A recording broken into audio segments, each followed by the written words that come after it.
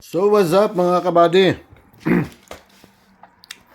So ito yung pagkain natin ngayon. So yan, kamatis, pipino, cucumber, at itong litos. Yan.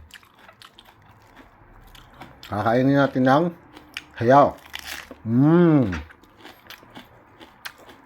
At itong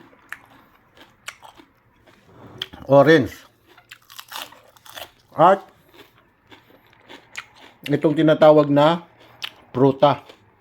Itong tinapay na to ay gawa sa harina at itlog.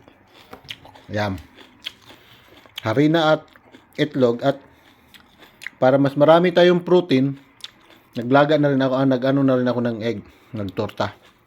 So yan. So yan yung pagkain natin ngayon.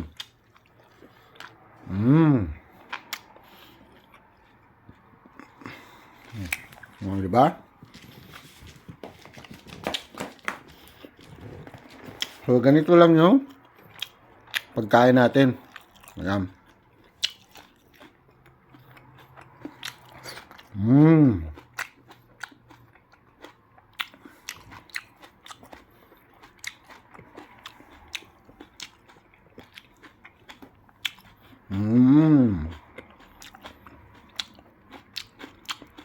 So more protein, even dito sa mga vegetable na to, may makukuha tayong protein dyan.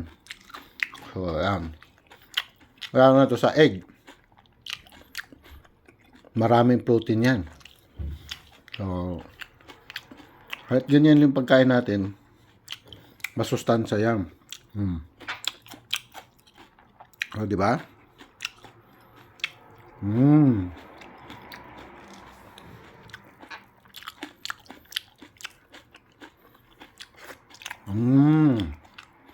So that's it. That is your food for today. Bye-bye.